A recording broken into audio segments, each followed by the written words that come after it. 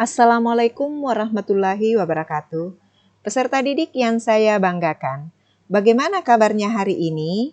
Semoga dalam keadaan sehat selalu ya. Melalui pembelajaran kali ini, Ibu harapkan kalian tetap aktif belajar dan tetap bersemangat. Selamat berjumpa kembali di video pembelajaran IPS kelas 7 semester ganjil bersama saya, Ibu Hasmi. Peserta didik, pada video pembelajaran sebelumnya, kita sudah membahas tentang materi dinamika kependudukan Indonesia. Pada video pembelajaran kali ini, kita akan membahas materi tentang kondisi alam Indonesia. Tujuan pembelajaran. Setelah kegiatan pembelajaran dilaksanakan, anak-anak diharapkan dapat menjelaskan kondisi alam Indonesia. Kondisi alam Indonesia. Alam Indonesia dikenal sangatlah indah dan kaya akan berbagai sumber daya alamnya.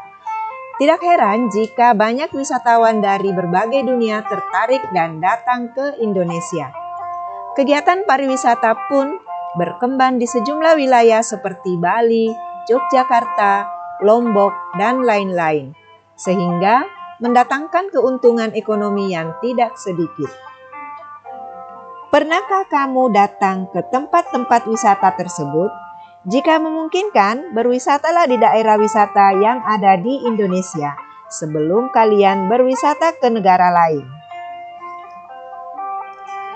Keadaan alam Indonesia dapat dikelompokkan menjadi dua bagian, yaitu keadaan fisik wilayah serta keadaan flora dan fauna.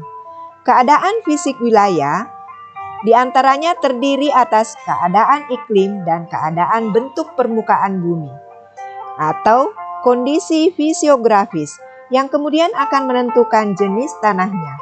Sementara keadaan flora dan fauna menyangkut jenis keragaman dan sebarannya. Indonesia memiliki keadaan fisik tertentu. Keadaan fisik tersebut dapat dikenali dari keadaan geologi, bentuk muka bumi, dan iklim. Keadaan fisik akan memengaruhi corak atau karakteristik kehidupan makhluk hidup yang tinggal di atasnya. Kita akan bahas satu persatu. Kondisi geologi Indonesia. Pernahkah kalian mendengar istilah lempeng bumi? Ternyata, bumi tempat kita hidup tidak bulat secara utuh, tetapi terdiri atas lempengan yang bergerak terhadap satu dan lainnya.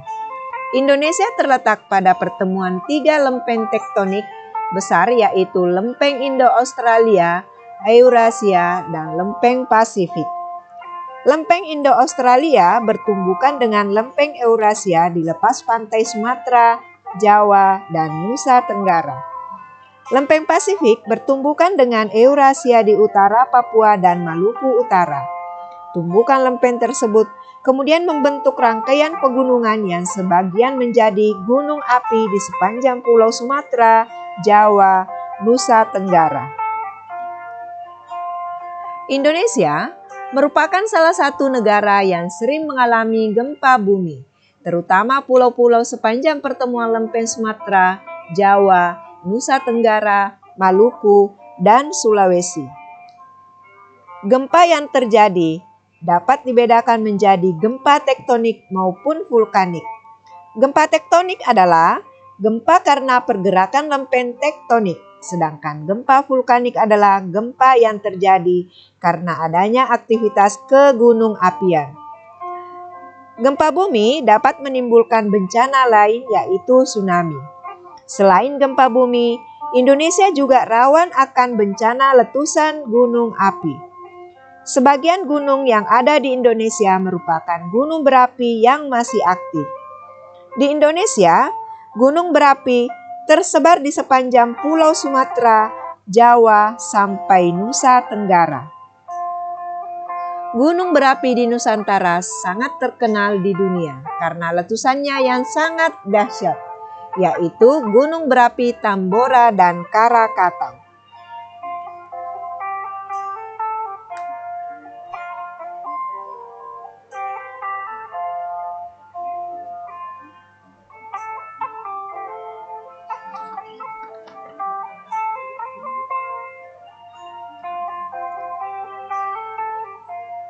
Indonesia, kita akan membahas tentang bentuk muka bumi.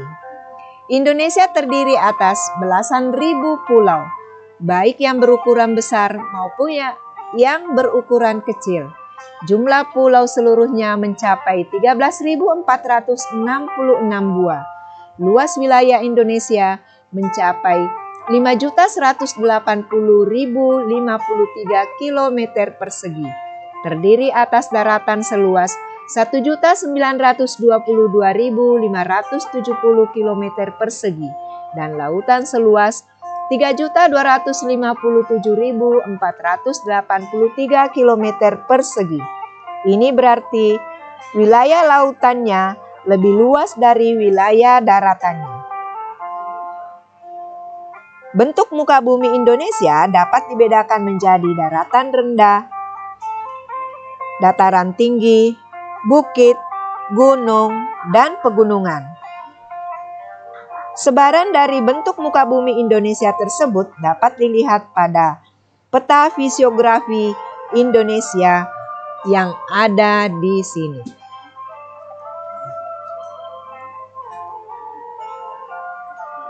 Selanjutnya, kondisi iklim Indonesia.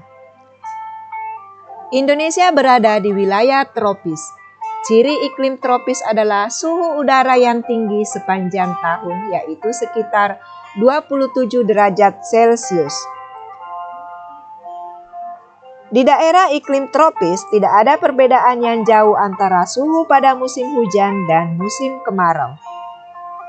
Secara umum, keadaan iklim di Indonesia dipengaruhi oleh 3 jenis iklim, yaitu iklim muson atau iklim musim, iklim tropis, dan iklim laut. Iklim musim dipengaruhi oleh angin musim yang berubah-ubah setiap periode waktu tertentu. Biasanya satu periode perubahan adalah 6 bulan. Iklim tropis terjadi karena Indonesia berada di daerah tropis. Suhu yang tinggi mengakibatkan penguapan yang tinggi dan berpotensi untuk terjadinya hujan. Yang ketiga, iklim laut. Terjadi karena Indonesia memiliki wilayah laut yang luas sehingga banyak menimbulkan penguapan dan akhirnya mengakibatkan terjadinya hujan. Berbagai jenis iklim tersebut berdampak pada tingginya curah hujan di Indonesia. Hal yang menarik bagi Indonesia adalah terjadinya angin muson. Angin muson adalah angin yang terjadi karena adanya perbedaan tekanan udara antara samudra dan benua.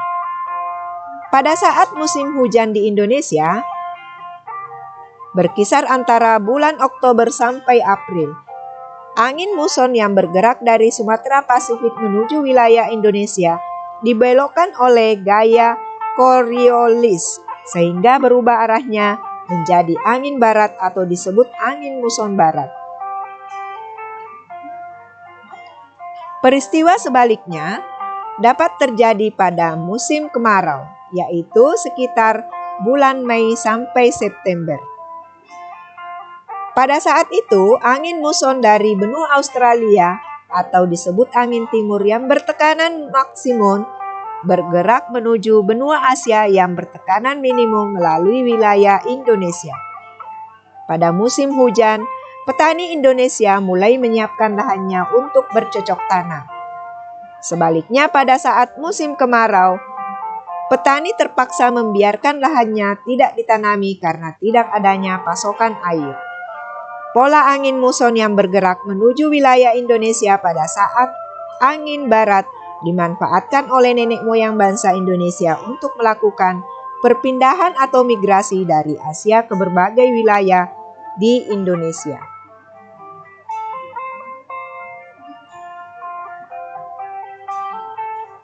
Keadaan iklim pada saat nenek moyang datang ke Indonesia tidak berbeda dengan keadaan iklim saat ini.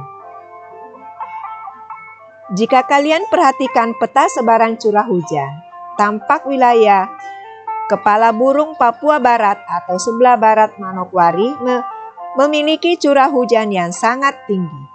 Curah hujan yang rendah tersebar di wilayah Nusa Tenggara dan Sulawesi Utara. Adapun sebaran curah hujan di Indonesia dapat kalian lihat pada peta curah hujan di Indonesia.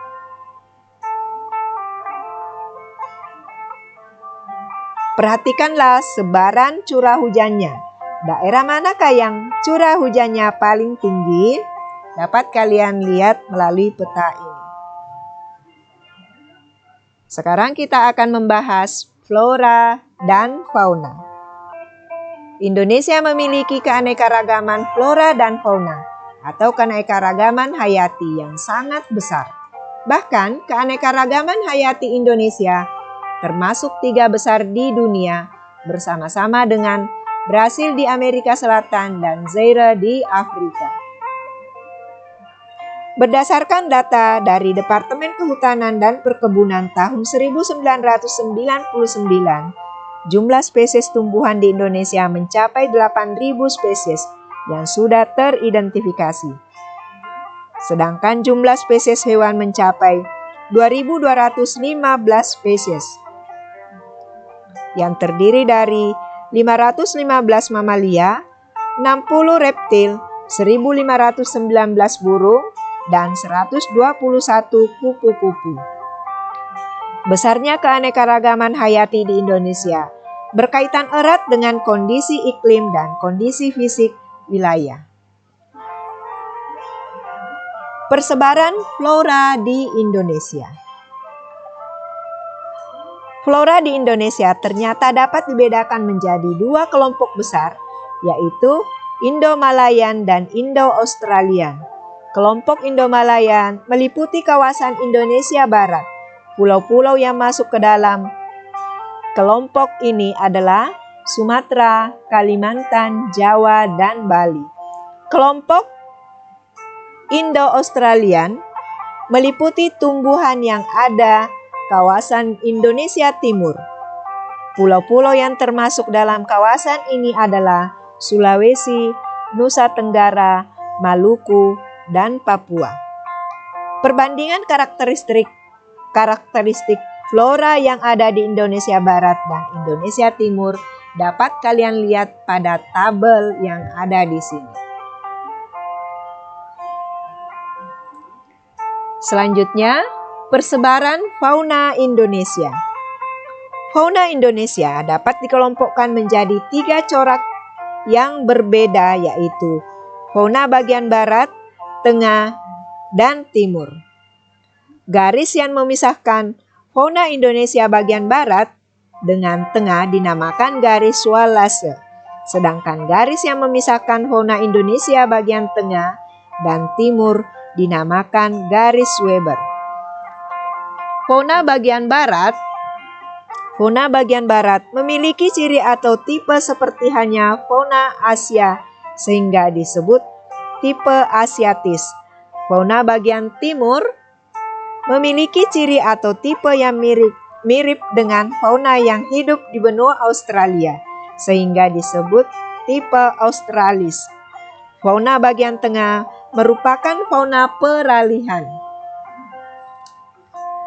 yang ciri atau tipenya berbeda dengan fauna Asiatis maupun Australis. Faunanya memiliki ciri tersendiri yang tidak ditemukan di tempat lainnya di Indonesia.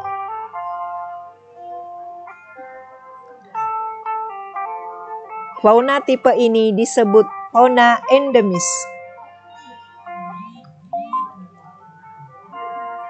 Kita bahas satu persatu fauna Indonesia bagian barat. Fauna Indonesia bagian barat atau tipe Asiatis mencakup wilayah Sumatera, Jawa, Bali, dan Kalimantan. Mamalia berukuran besar banyak ditemui di wilayah ini, seperti gajah, macan, tapir, badak bercula 1, banteng, kerbau, rusa, babi hutan, orangutan, monyet, bekantan, dan lain-lain. Sedangkan fauna Indonesia Tengah atau tipe peralihan adalah Wilayahnya fauna Indonesia Tengah atau disebut pula wilayah fauna Kepulauan Wallace, mencakup Sulawesi, Maluku, Timor, dan Nusa Tenggara serta sejumlah pulau-pulau kecil di sekitar pulau-pulau tersebut. Fauna yang menghuni wilayah ini antara lain babi rusa, anoa, ikan duyung, kuskus, monyet hitam, kuda, sapi, monyet, beruang, tarsius, sapi, dan banteng. Fauna Indonesia bagian timur. Fauna Indonesia bagian timur atau disebut tipe Australis tersebar di wilayah Papua, Halmahera, dan Kepulauan Aru.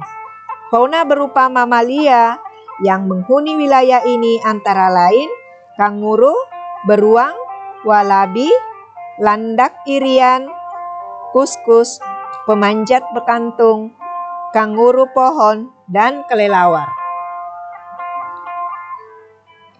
Di samping mamalia tersebut terdapat pula reptil seperti biawak, ular, buaya, dan kadal. Berbagai jenis burung ditemui di wilayah ini, diantaranya burung cendrawasih, nuri, raja udang, kasuari, dan namudur. Nah anak-anak, demikianlah penjelasan tentang kondisi alam Indonesia. Semoga bermanfaat dan dapat memudahkan kalian untuk memahaminya. Terima kasih karena sudah menyimak video ini. Jangan lupa like, komen, subscribe, dan nyalakan tanda loncengnya. Assalamualaikum warahmatullahi wabarakatuh.